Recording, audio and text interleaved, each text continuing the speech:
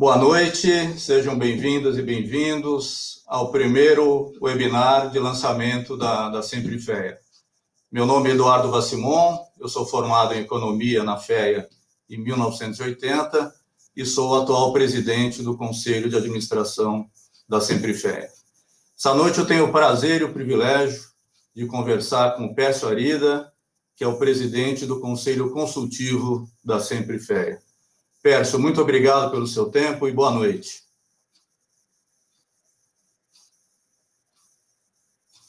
Boa noite a todos e todas. Vocês estão me escutando? Sim. Que bom, que bom. Boa noite a todos. É um grande prazer estar aqui com todos vocês, nesse primeiro webinário de lançamento do Sempre FEA. É uma bela iniciativa de ex-alunos e ex-professores que buscam encontrar caminhos para ajudar a FEA a se tornar e a continuar sendo um centro de excelência na formação de todo o país. É um grande prazer estar aqui com vocês. Obrigado, Vassimon. Obrigado, Pércio. Antes de começar a conversa com o Pércio, eu queria falar algumas poucas palavras sobre a nossa associação, sobre a Sempre FEA.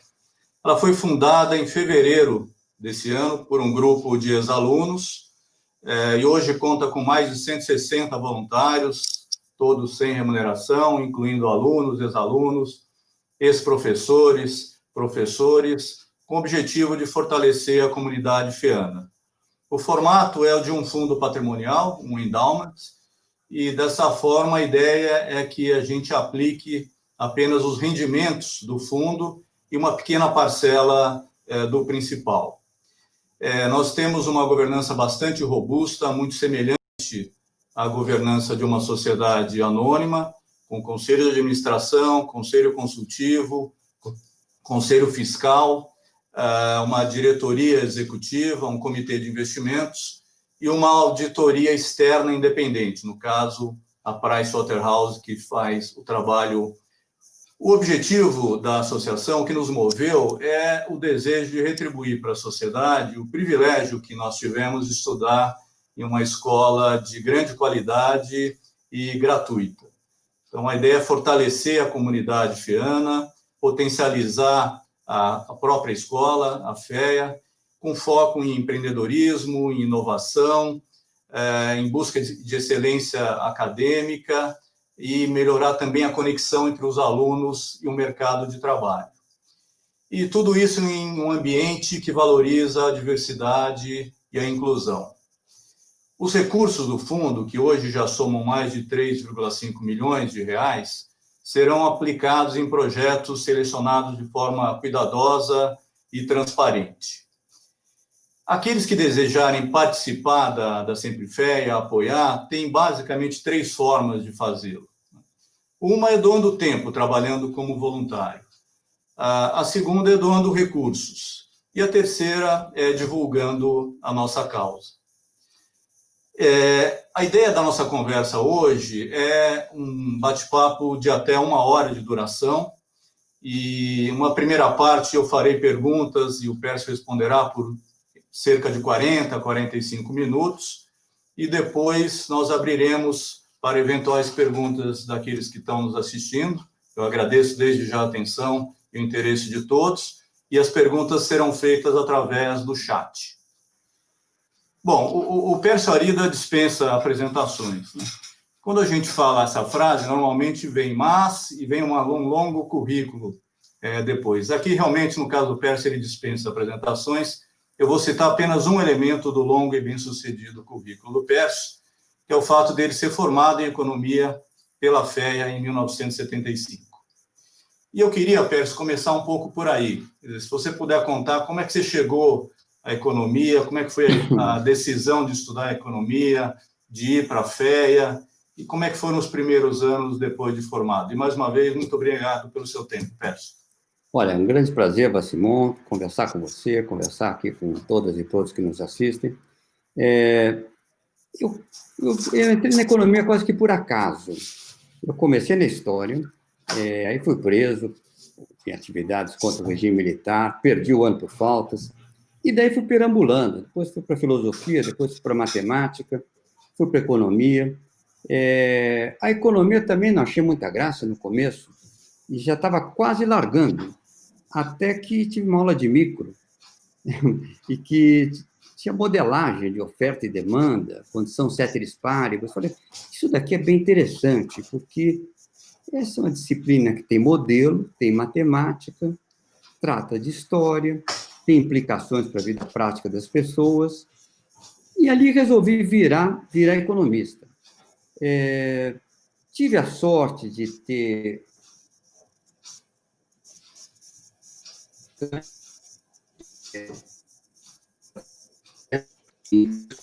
formado em Chicago,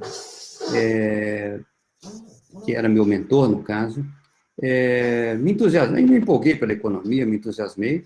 Quando estava na faculdade ainda, comecei a assistir os cursos do mestrado, e fazia as provas informalmente, mas não, provavelmente impossível ter 2 graus ao mesmo tempo, né? Mas logo que eu terminei a faculdade, como já tinha feito boa parte dos cursos do mestrado, eu apliquei direto para o doutorado e fui para o MIT, fazer economia, enfim. E aí a carreira se seguiu, né?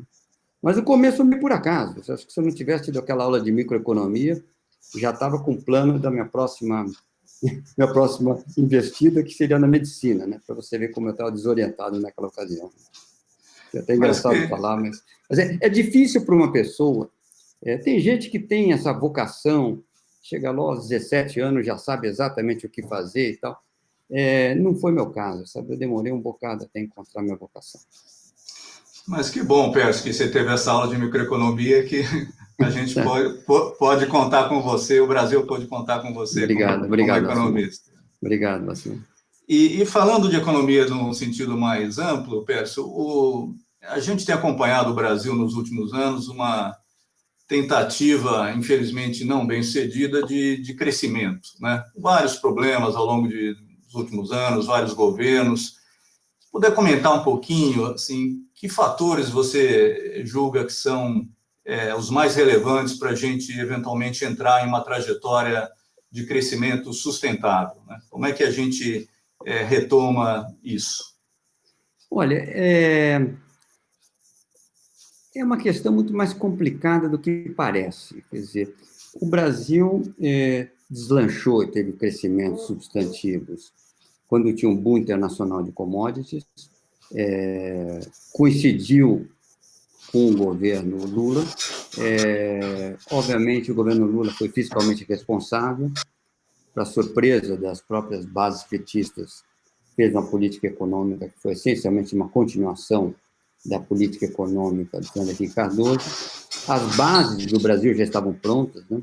Nós já tínhamos, no governo Fernando Henrique Cardoso, o tripé macroeconômico, a montagem das agências reguladoras, as grandes privatizações, a inserção da economia brasileira na economia internacional. Quer dizer, já estava com uma base boa, pegou um ciclo de commodities, e o Brasil claramente tem um período de crescimento bom. Isso foi até 2008. 2008 para cá, as coisas desandaram. A resposta da política econômica à crise de 2008 foi ruim, como os petistas acharam que o Brasil, enfim, que a crise internacional do capitalismo era uma license to kill, né? Mostrava que o liberalismo estava morto. Começou uma série de intervenções desastradas na economia. O Brasil teve um boom em 2010, claramente insustentável, acelerou a inflação, começaram os grandes empréstimos do BNDES, as reestatizações, o superávit fiscal desapareceu, foi desaparecendo, foi minguando e tal. E depois de lá, o Brasil ainda não se acertou. Você teve o trauma do impeachment, depois Temer fez até um bom trabalho para lançar bases para crescimento futuro, mas também foi um governo abortado pela denúncia do Joesley. Depois teve incerteza da eleição. 2019 parecia que tinha alguma chance de voltar a crescer, mas se você olhar o crescimento foi pífio. E agora teve epidemia. Então, eu digo para você assim, você pode ler a história com uma sucessão de azares, ou complicações, erros de política, etc. Tal. Mas eu acho que, fundamentalmente, tem uma outra questão aqui envolvida. O Brasil não está tocando uma agenda de crescimento, que é diferente de uma agenda fiscal. uma coisa é colocar contas públicas em ordem. A agenda de crescimento é diferente.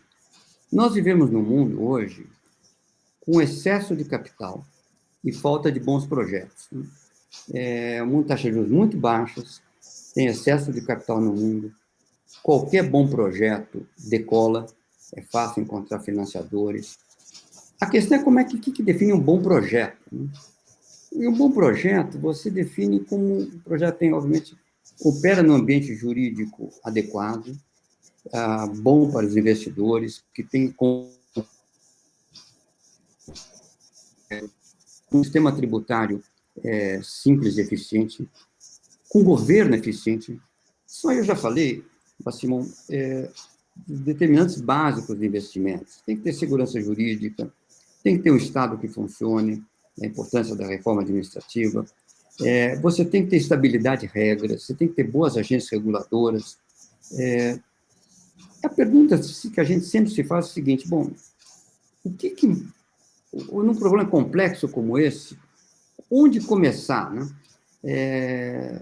Quando você tem múltiplas causas do problema, o ideal é atacar todas ao mesmo tempo, mas tem alguma que dá um salto qualitativo na economia, né?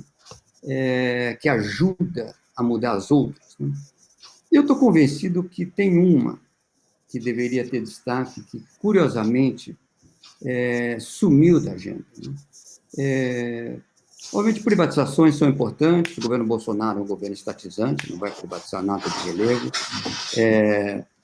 Nós temos hoje um problema fiscal enorme, teto de gasto tem que voltar a funcionar, precisamos fazer uma reforma administrativa, temos urgência de uma reforma tributária, tem uma boa iniciativa na Câmara dos Deputados, espero que prospere. Banco Central independente ajudaria também. Mas eu acho que assim, o que dá é tudo importante, mas tem algo aqui que dá um salto, que é a abertura comercial financeira. Não tem país emergente que cresça rapidamente sendo uma economia fechada. Não tem nenhum caso. O Brasil é uma economia fechada.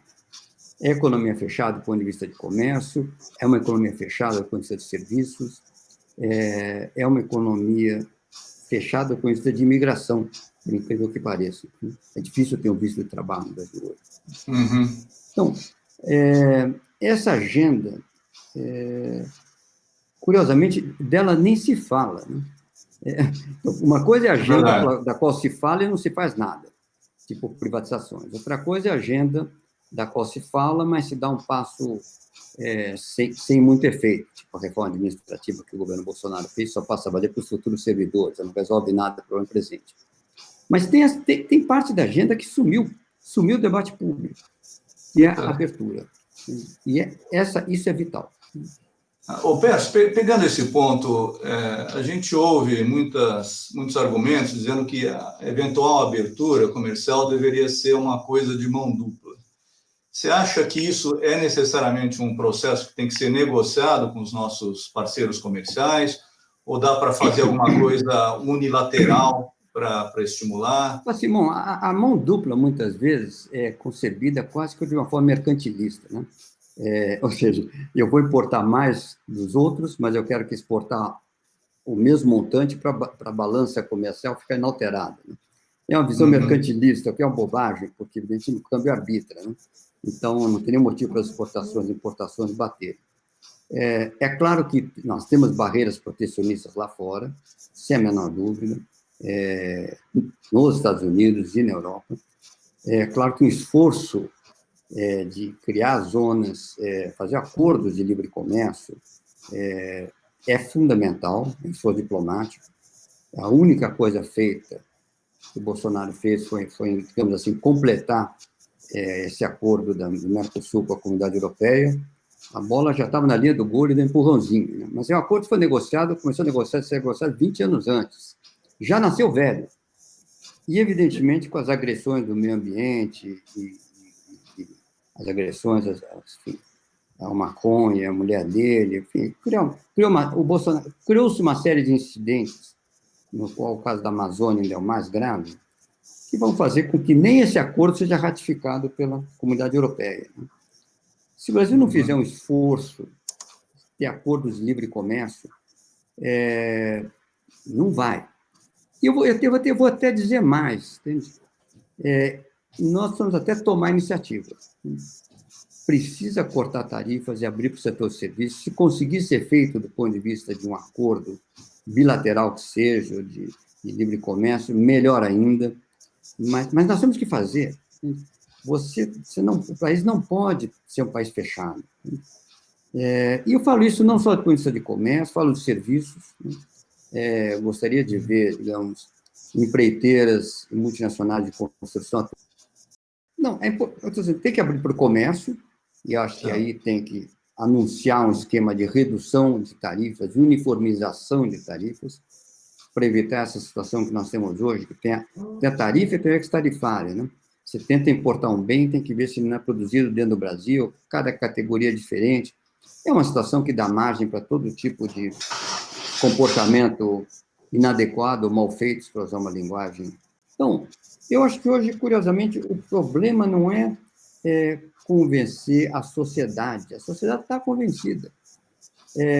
Que você precisa de liderança e uma visão de futuro. É isso que nos falta. Eu acho que o Brasil hoje está muito mais maduro para empreender as reformas do que as pessoas pensam.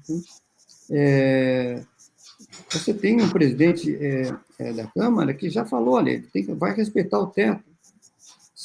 Você tem apoio para isso. O que você não tem, infelizmente, é uma visão de futuro. Em torno de uma visão de futuro que você galvaniza as forças da sociedade para ir numa mesma direção. Eu acho que, de certa forma, eu não estou dizendo que o plano do Brasil é fácil de ser resolvido. É um problema dificílimo, evidentemente. Mas começa com uma liderança, com uma visão de futuro. Sim. Sem isso, você não sai do lugar. Perfeito. E nós não temos hoje essa liderança e nem essa visão de futuro. Ok. Peço, olhando um pouco além do Brasil, a gente viu na pandemia, de certa forma, uma aceleração de algumas tendências que já vinham do período pré-pandemia, né?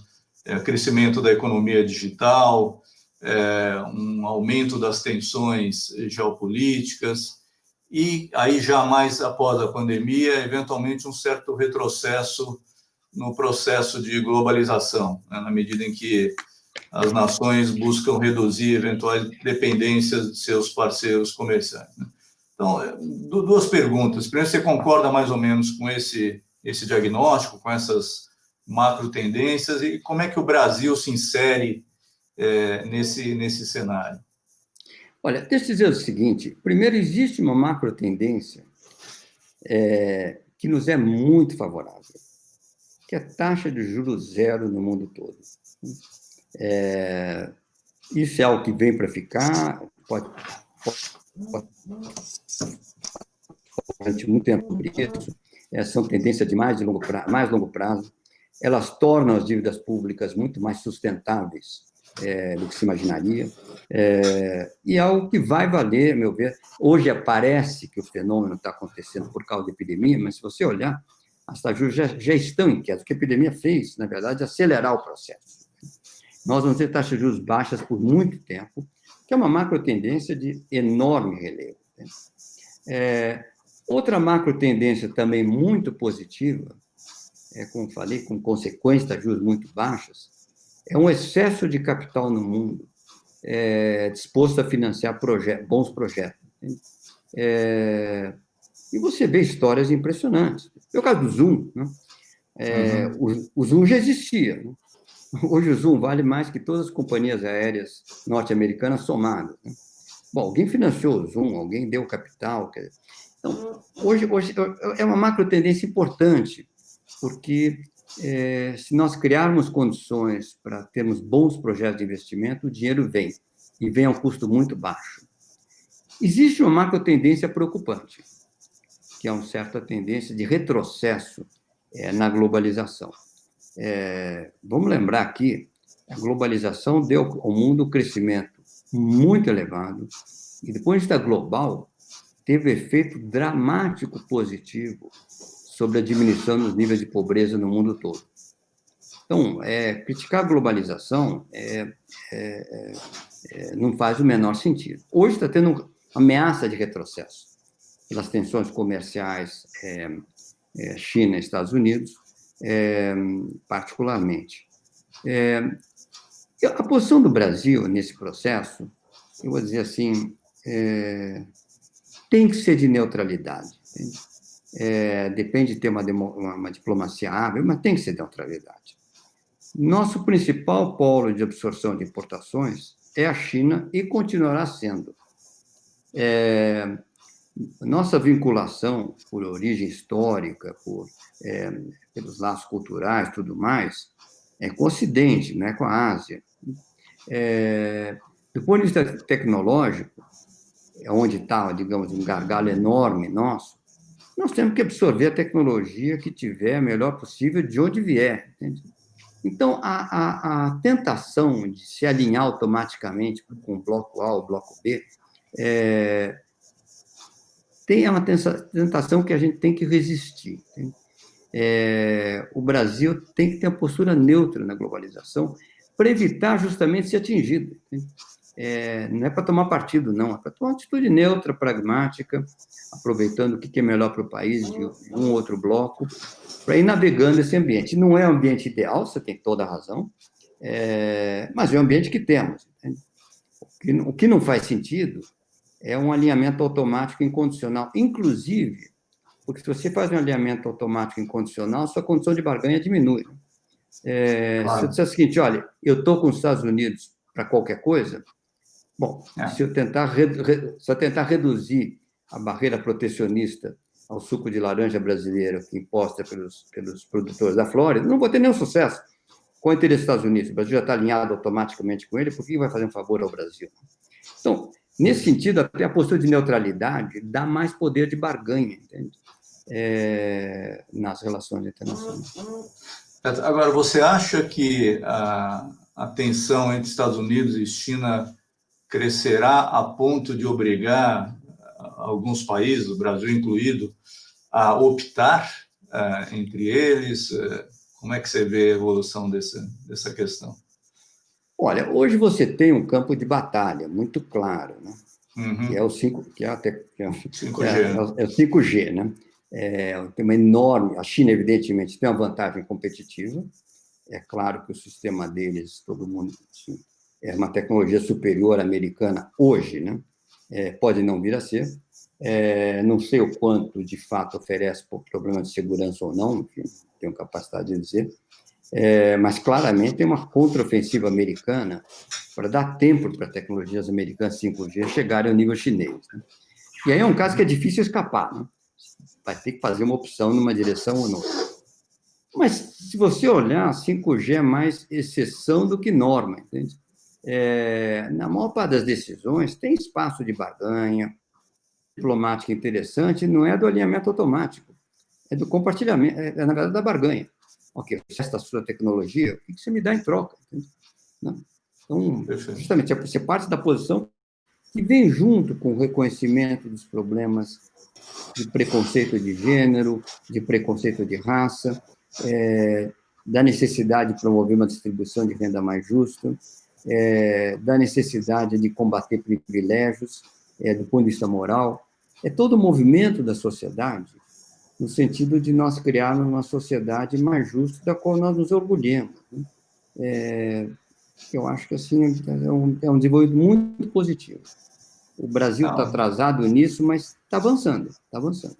Uhum. Você vê, por exemplo, a lei de endowment só foi aprovada recentemente, o que é incrível, quando você tem mais de um século de lei de endowment em outros países, né? Mas, enfim... E perdemos o bonde da taxa de juros alta, né, os endowments. Claro, que é um momento que o endowment faz, mas, na verdade, consegue se perpetuar mais facilmente. Uhum. Mas, Pércio, um pouco nesse tema e olhando um pouco aqui para o nosso umbigo da FEA, né, a gente tem aí um número enorme de FEANos que, ao longo da vida, contribuíram muito para o Brasil. Você é um exemplo clássico disso. Muito obrigado. Assim, que mensagem que você passaria para os FEANos, né? Como é que os FEANos, com a formação de contador, de administrador, de economista, pode ajudar nesse processo enfim, de melhorar o Brasil, de ajudar a construir uma sociedade mais justa? Como é que você vê isso especificamente aí no nosso mundinho de fé? Olha, nosso mundinho de fé, eu vejo de uma forma simples. A fé é uma faculdade gratuita. É um investimento que a sociedade faz. Aquilo custa, né? A fé custa. É um investimento que a sociedade fez em todos nós, que nos formamos ali, né? Então, na verdade, retribuir ajudando a fé no fundo, retribuir o que a sociedade fez por nós, né? Que eu acho assim, na verdade, um gesto. É mais do que nobre, é quase que um imperativo, entende? De retribuição para quem nos ajudou, né? Tem um outro lado também, que além da gratidão com a fé e da retribuição para a sociedade, que eu acho que é importante. Se a gente olhar o que aconteceu com o ensino pré-universitário, é uma história muito triste. Eu estudei em escola pública a vida inteira. Nunca estudei numa escola particular. Aliás, a primeira escola particular que eu estudei foi o MIT, já para fazer meu doutorado. Primário, ginásio, secundário, tudo escola pública. A escola pública é de muito boa qualidade. O que aconteceu? Por motivos variados, que não importa aqui analisar, ela foi decaindo. E hoje todas as pessoas de posses, na verdade, colocam seus filhos em escolas privadas, né? Nós temos que reverter esse processo, impedir que ele se aprofunde. Na educação básica, certamente, mas evitar que a USP, não agora, mas daqui a 50 anos, siga um caminho paralelo. É ótimo que a USP tenha competição. Competição é sempre bom, né? Competição de faculdades privadas é sempre positivo. Mas eu acho que, assim, eu sou um fã da educação pública, sabe? Educação pública gratuita. Eu acho que é muito importante que a gente ajude a USP a se manter com um polo de excelência, para evitar o que aconteceu de forma sutil, né? Foi escorregando devagarzinho, foi piorando, piorando, de repente, quando a gente vê uma situação que a educação pública hoje, pré-universitária, está claramente em decadência, né? Então, eu acho que tem um papel nosso aqui importante nesse sentido. Tem um outro papel também, que é o fato que a importância de cotas, né? Como nós temos hoje uma política de cotas muito significativa, ajuda a USP a ter um papel até mais relevante do que poderia, né? Porque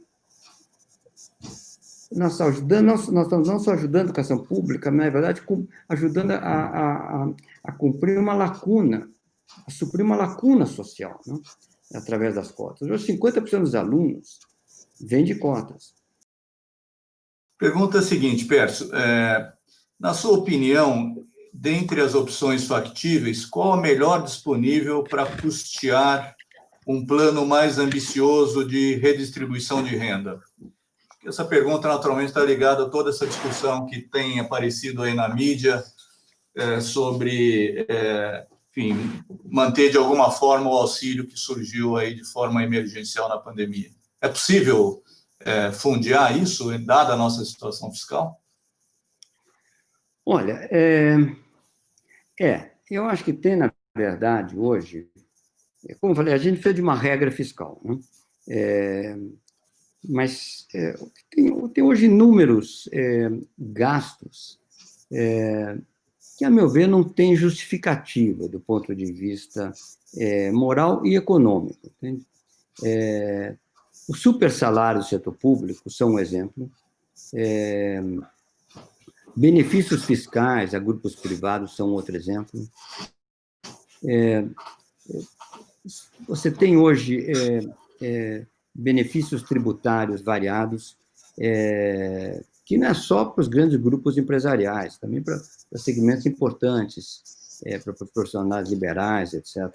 Você tem muitas formas de benefício hoje, gastos tributários, lato sensu, gastos tributários e gastos não tributários, que têm que ser cortados em prol de um programa mais abrangente. Tem propostas interessantes, como a proposta feita pelo CDPP recentemente, de fusão de programas sociais, de redesenho. A gente acho que tem formas de gastar o dinheiro que está gastando hoje de forma mais eficiente, do ponto de vista do combate à pobreza, e assegurar uma rede de proteção, né, para aquele sujeito que não estava no nível de pobreza e cai para o nível de pobreza. Né? Tem que incentivar a educação, né? Incentivar as crianças a ficarem na escola, porque no longo prazo, educação não é tudo, mas é quase tudo. Entende? Então, tem um aspecto importante aí. Mas certamente dá para aplicar mais dinheiro, mas tem que cortar em outros gastos. Entende? E aí é uma escolha, não é uma escolha econômica, sem dúvida, mas é uma escolha moral. Entende? Por isso que é tão importante a consciência que segmentos mais privilegiados da sociedade estão tendo, da pobreza. Entende? É muito impressionante que durante a epidemia se tenha falado dos invisíveis. Né? Eu pergunto assim, invisíveis para quem, cara pálido? Entende? Passa por uma favela, você vê a pobreza. Ninguém é invisível no Brasil. O que está acontecendo, na verdade, é um aumento da consciência moral de quem é privilegiado nesse país. E eu acho que dá para gastar mais, dá para gastar melhor o que está sendo gasto, a proposta do CDPP é muito boa, e dá para gastar mais. Não é para gastar a ponto de, digamos assim, de tirar um incentivo para as pessoas trabalharem, não se trata disso, mas de assegurar as condições mínimas de vida e condições básicas que permitam as crianças irem para a escola, condições mínimas de vida dos pais,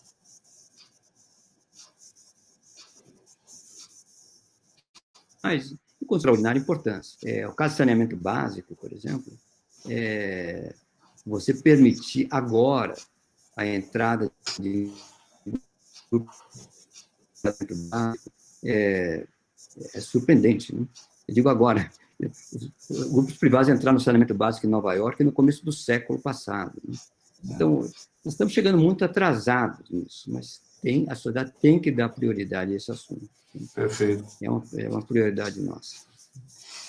Obrigado. Tem uma outra pergunta aqui, Pércio, sobre eleição americana. Como uma eventual vitória do Joe Biden afetaria o Brasil, afetaria a economia brasileira? Olha, o Biden tem sido claramente crítico, né, do governo brasileiro, né? Ao contrário do Trump. Né? Mas se você olhar, depois do objetivo, simpatias entre o Bolsonaro e o Trump à parte, nós não ganhamos nada desse alinhamento com o governo Trump, entende? Do ponto de vista efetivo, de ganho de comércio, de inserção, não houve nada, pelo contrário. Eu volto ao meu ponto anterior. O alinhamento automático não traz benefício nenhum. Biden tem uma plataforma, primeiro, para o próprio Brasil mais correta, a preocupação dele com questões ambientais é correta, é a minha, e acho que de boa parte dos brasileiros também. O Brasil tem toda a condição hoje de ter um selo verde internacional. Nós temos energia razoavelmente limpa, temos a Amazônia, o Brasil tem que se notabilizar, não é só pelo futebol, pela simpatia, pelas mulheres bonitas, tem que se notabilizar pelo respeito ao meio ambiente, entende? Com a sociedade civilizada. Entende? Isso é uma demanda que o Biden faz, e espero que ele ganhe, estou torcendo pela onda azul nos Estados Unidos, mas eu estou dizendo, é uma demanda que é boa para o Brasil. Isso não sinaliza um momento pior para o Brasil. Pelo contrário, sinaliza que se a gente fizer a mudança que nós precisaremos fazer de qualquer forma, vamos ter um respaldo internacional muito grande sobre isso. Então, eu não vejo a vitória do Biden como um problema para o Brasil em nenhum sentido. Pode ser um problema para o governo Bolsonaro, mas não é um problema para o Brasil. Perfeito. A próxima pergunta, tem várias chegando aqui, Pércio. Pergunta um pouco mais técnica. Considerando que a relação dívida-PIB está chegando perto de 100%, na sua opinião, a taxa de juros no nível atual da Selic a 2%, ela é compatível com o risco fiscal crescente do Brasil? E aí eu queria emendar rapidamente uma pergunta minha. A gente tem visto um encurtamento do prazo da dívida, na medida em que o Tesouro tem optado por não ratificar taxas mais altas demandadas pelo mercado no prazo mais longo. Então, tem essa questão se a taxa é compatível, e a minha pergunta é se esse encurtamento é necessariamente muito preocupante. Bom, primeiro, encurtamento. Eu não acho encurtamento preocupante. Existe uma visão monetarista que associa, digamos, liquidez, quer dizer, passivos muito curtos à inflação. Eu podia falar horas aqui sobre monetarismo, mas acho uma visão totalmente equivocada. Então, eu não me preocupo com encurtamento. Tá? Com a sustentabilidade da dívida, sim. Devo notar também que tem uma diferença grande entre o que a dívida do Tesouro Brasileiro e o conceito de dívida usado internacionalmente. Vamos lembrar que nos Estados Unidos ou na Europa, quando você fala dívida do Tesouro, é só a dívida do Tesouro. Aqui no Brasil, a dívida do Tesouro e do Banco Central também. Em outras palavras, como o Banco Central não tem um sistema de reservas bancárias livres e faz as operações de controle de liquidez através de operações compromissadas, e o lastro é do Tesouro, o passivo do Banco Central aparece com o passivo do Tesouro. Mas isso é uma jabuticaba brasileira. Entende? No mundo todo, se você perguntar quanto é a dívida norte-americana, a resposta que vão te dar é a dívida do Tesouro, não é a dívida do Banco Central. Então, na verdade, o nosso problema hoje não é 100% de dívida, é perto de 80% de dívida. Entende? Continua alto, não muda a natureza do problema. A pergunta seguinte, mas é uma retificação importante, é uma constatação importante quando se compara internacionalmente, que é um erro feito muito frequentemente. A segunda é se 2% é compatível com o risco fiscal. Né? O último ponto aqui, Simon, é sobre se a taxa de juros de 2% é muito baixa diante do risco fiscal. Aí tem o primeiro aspecto da pergunta, se ela é muito baixa diante do risco da inflação, né? E nós estamos com sinais de inflação crescentes. Parte porque a ajuda dos R$600 foi mal dimensionada, o Brasil gastou muito mais do que deveria, se esperava gastar, e deu dinheiro para quem não precisava. Né? Parte porque o câmbio desvalorizou. Mas isso passa, entende? Porque os R$600 vão virar 300, se é que não vai ser menos, o câmbio, o grande ajuste já foi, e a taxa de juros tem que ser pensada para a inflação do ponto de vista estrutural de demanda, não pela essa inflação corrente agora. Então, no de inflação, acho que a taxa de juros brasileira está corretíssima. O elemento crítico a olhar é mercado de trabalho. Nós estamos com um desemprego monumental. Então, claramente, não tem necessidade de mexer na taxa de juros. Até tem um argumento que não devia ser mais baixa, mas eu vou deixar esse argumento provocativo um pouco mais para outro momento. Okay. Mas o segundo aspecto é regime fiscal. Né? A advertência do presidente do Banco Central, que ele vai manter os 2% desde que o risco fiscal seja resolvido, no fundo, é porque nós estamos num grande debate sobre o teto de gastos. Entende? É claro que se o teto de gastos for rompido, você não muda a natureza do problema. Você vai ter um pânico no mercado financeiro, vai ter consequências muito dramáticas do ponto de vista da taxa de câmbio, você vai ter uma paralisação de investimentos, e você vai obrigar o Banco Central a subir a taxa de juros e gerar, na verdade, uma baita recessão, maior ainda do que está acontecendo agora. Então, seria suicídio para o país abrir mão do teto de gastos. Então, é uma advertência válida, mas eu acho que, fazer um paralelo aqui, engraçado, até na piada do Brasil e Argentina, né? A diferença entre os dois é que o Brasil chega até a beira do precipício, a Argentina também, só que a Argentina pula, né? O Brasil não. Então, nós chegamos na beira do precipício, mas o Brasil não pula. Eu acho que o teto de gastos vai voltar a vigir o ano que vem. E a taxa de juros vai continuar sendo a 2%. Ok.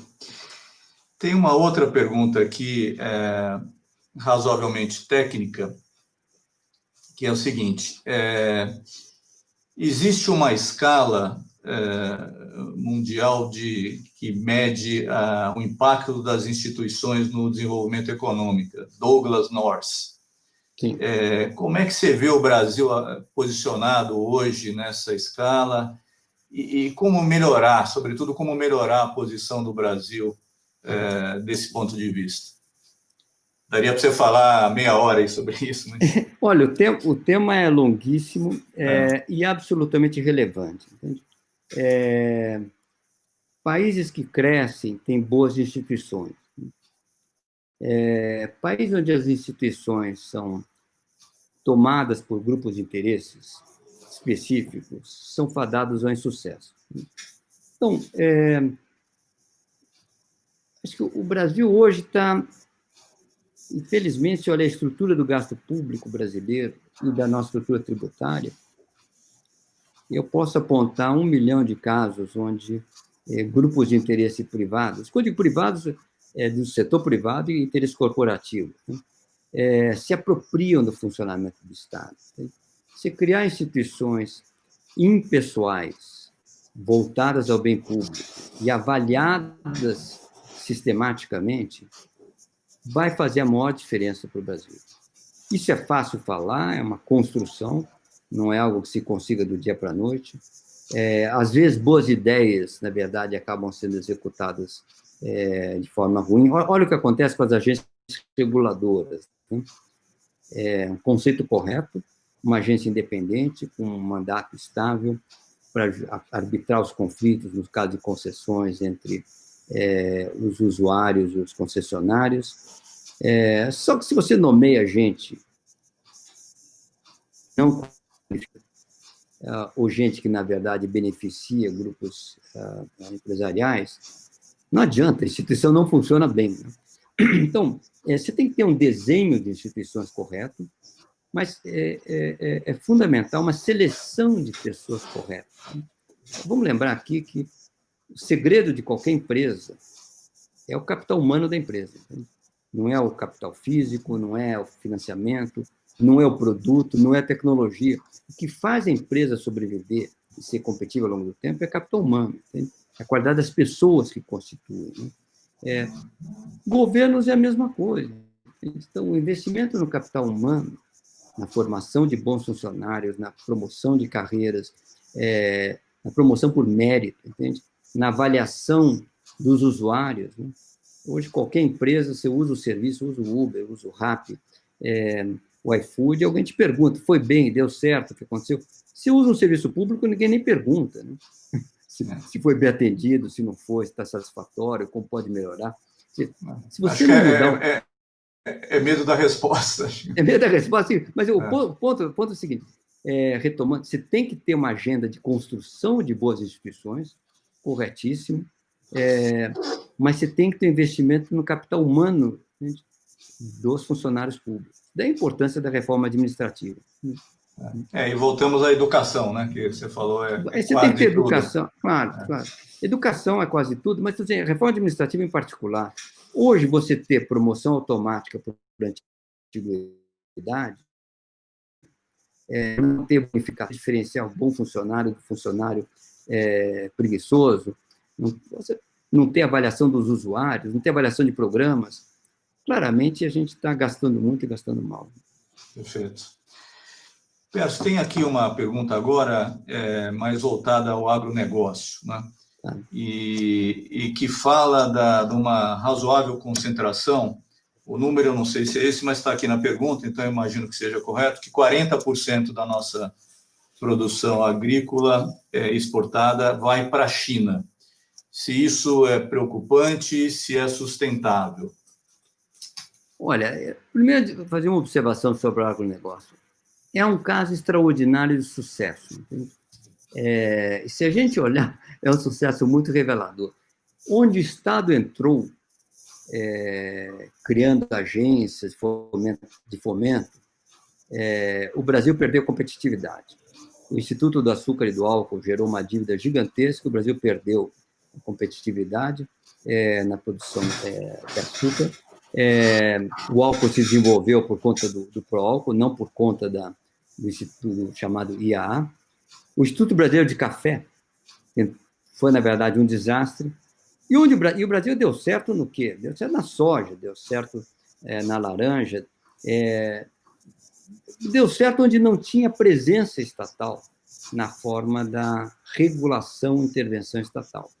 Mas é um exemplo também da importância da pesquisa científica, né? O papel da Embrapa na criação de novas sementes, no combate a pragas tropicais, etc., foi fundamental. Você vê exatamente como é que o Estado pode ajudar.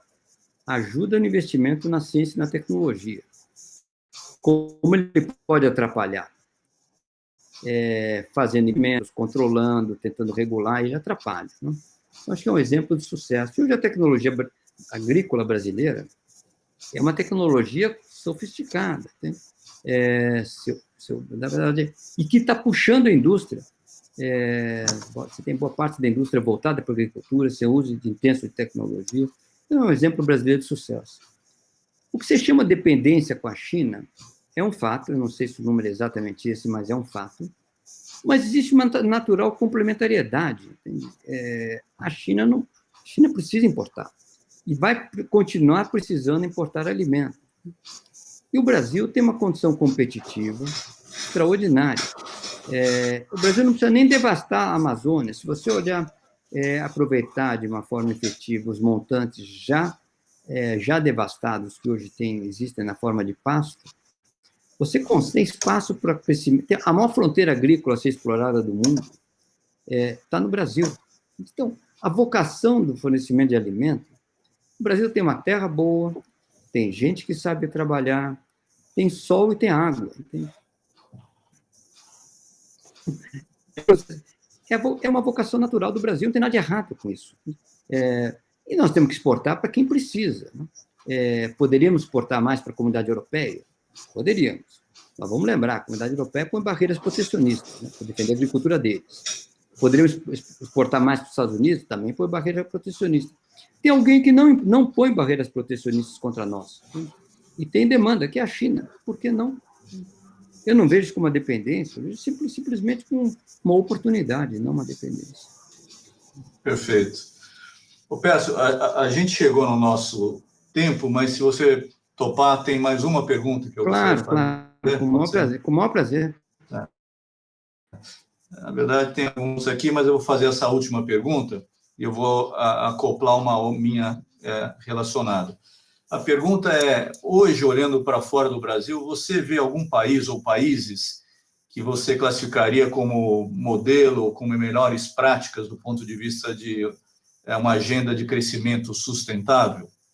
Essa é a pergunta, e eu queria juntar um pouco isso, aí olhando mais conjunturalmente, com a pandemia, você teve os países reagindo de forma muito distinta à pandemia em termos do grau de restrição de circulação, alguns fazendo fechamento imediato, outros não.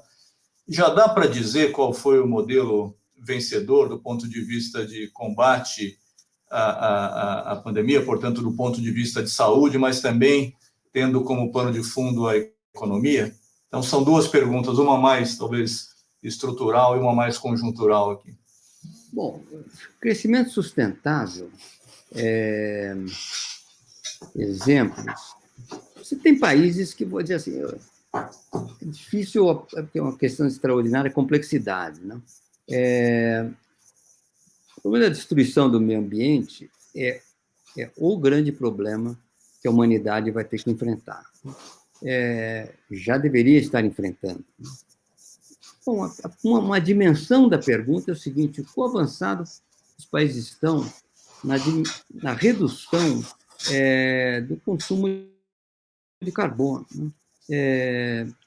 E aí você tem países com metas muito mais avançadas do que outros, né? Com processos muito mais desenvolvidos do que outros. Então, nesse sentido, por exemplo, a Alemanha, o país nórdico, estão avançando razoavelmente bem, né? O Brasil tem um enorme potencial, de novo, para ter um selo verde, né? Porque aqui inclusive, tem a energia eólica é possível, de um lado, e, por outro lado, os custos das energias alternativas, solares, etc., estão caindo numa velocidade impressionante. Então, eu acho que o Brasil tem tudo hoje para se tornar um modelo para o mundo, do ponto de vista de energia sustentável. A pergunta sobre a epidemia é difícil responder. Tem claramente um exemplo de... Tem um jeito simples de você olhar, que é número de mortes por milhão de habitantes, né? Uma coisa meio simplista, mas... Aí você vê que, primeiro, as métricas asiáticas são muito melhores que as ocidentais, né? Primeiro ponto. China, aparentemente, é um sucesso extraordinário, mas você tem métricas asiáticas melhores que as ocidentais. Você tem alguns casos que tornam difícil. Por exemplo, se você olhar o que aconteceu na Europa, comparar Suécia e Dinamarca é razoável, porque são países mais ou menos assemelhados, com IDH parecido, com políticas diferentes. Até agora, parece claro que a Dinamarca foi mais bem-sucedida que a Suécia, do ponto de vista dos custos assim, humanitários da epidemia. Mas é difícil avaliar, você tem ameaça de segunda onda na Europa, você tem uma situação, um recrudescimento nos Estados Unidos. No Brasil, parece que, depois de um longo platô de 1.000 mortes por dia, nós estamos crescentemente diminuindo. E o verão certamente ajuda. Mas está longe de ser óbvio se não possa ter um recrudescimento da epidemia. Eu diria assim, no mundo ocidental ainda é muito difícil dizer. O sucesso da clareza, bom, você tem, evidentemente, o país feito a Alemanha, que é o mais baixo, né? Índice de morte por milhão de habitantes do Ocidente. Mas onde você tem sucesso que impressiona é China, Japão e Coreia. Com tecnologias muito mais avançadas. Ótimo. Menos até agora. Ô, Pérez, eu tinha dito que era a última pergunta, mas se me permitir fazer mais uma... Não, eu estou com tempo aqui, é um prazer falar com você, Simone, todos aqui. Obrigado. Aqui é uma pergunta muito particularmente interessante, e aí talvez um pouco mais pessoal. Você participou diretamente, esteve na linha de frente do combate à hiperinflação, no Plano Real, na concepção, na implementação. Como é que foi assim, a experiência de colocar em prática os seus ensinamentos teóricos assim, para ajudar o país a resolver um problema tão dramático, né? Se puder contar alguns minutos de como é que foi essa experiência. Olha, para mim é uma oportunidade única. Eu acho que para todos os economistas seria uma oportunidade única, né? Porque André e eu escrevemos o paper que eu chamo de Plano Larida 10 anos antes, né? E o paper foi muito mal recebido, né? Pela comunidade acadêmica em geral, né? Com uma ideia maluca, enfim, despropositada e não faria sentido. Então, se acreditar nas suas ideias e implementar, quando é algo que nunca tinha sido feito em lugar nenhum no mundo, dá um frio na barriga, né? Você imagina, bom, se der errado é uma desmoralização da qual você nunca mais vai se recuperar, né? Se bem que já tinham dado errado tantos outros, né? Pois não, mas é ruim, né? Quando você tenta implementar uma coisa sua, né? Mas, por outro lado, eu tinha muita confiança no sucesso.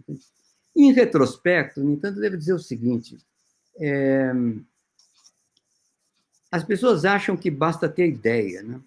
É muito frequente isso. Igualzinho ao mundo empresarial. Você pode ter uma ideia, e a ideia é ser inovadora, ser brilhante, apontar um caminho que nunca ninguém viu, mas se a execução for ruim, game over, acabou, não vai, você não tem sucesso. E, no caso, houve algo extraordinário, porque a execução foi boa. Eu não estou falando de execução técnica, a execução técnica foi boa, mas O que houve de execução, eu digo execução boa, foi o fato do país ter abraçado a ideia.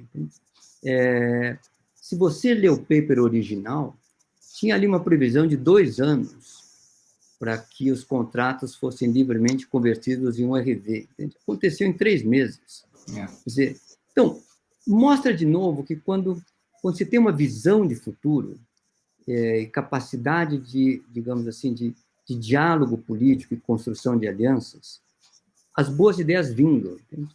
E quando eu olho essa experiência, eu digo assim, o que falta ao Brasil hoje não são boas ideias, não são pessoas capacitadas, entende?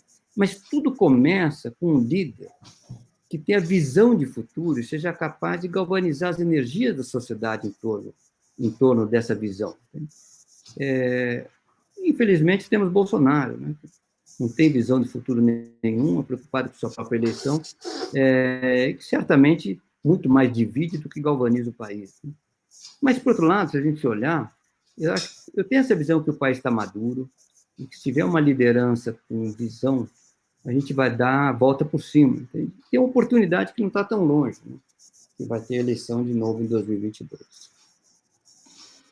Ótimo, Pércio. Olha, eu comecei essa live dizendo que seria um prazer e um privilégio, e foi exatamente isso. Então, eu queria realmente te agradecer muito aí pelo seu tempo, pelo seu apoio a Sempre Fé. Acho que foi super, super bacana. Espero que as pessoas que nos acompanharam até aqui tenham gostado.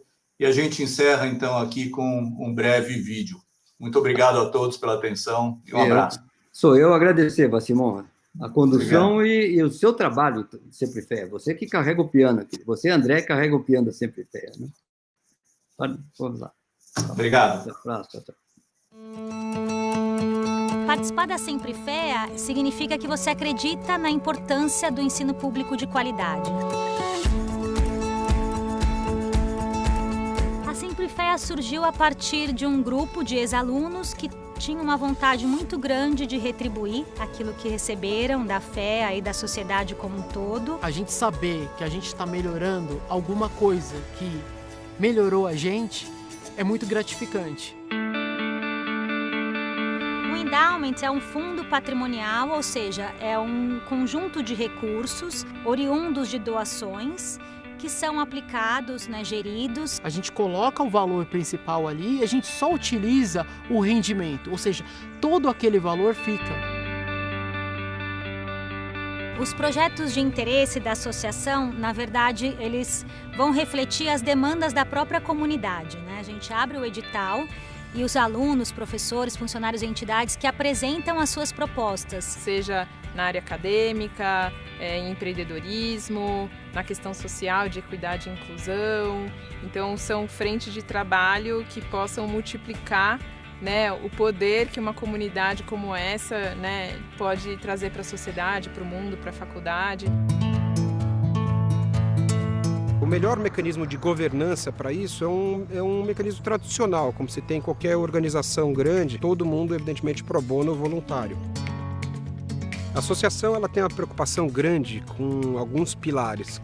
O primeiro delas é a transparência. Um outro modelo é um modelo de estratégia bem montada e uma execução em volta disso que garanta que, de fato, os nossos projetos, a nossa visão aconteça. E a gente espera que esse fundo impacte muito a vida das pessoas e dos alunos e que eles, daqui a um tempo, consigam retribuir para a sociedade assim como a gente está fazendo.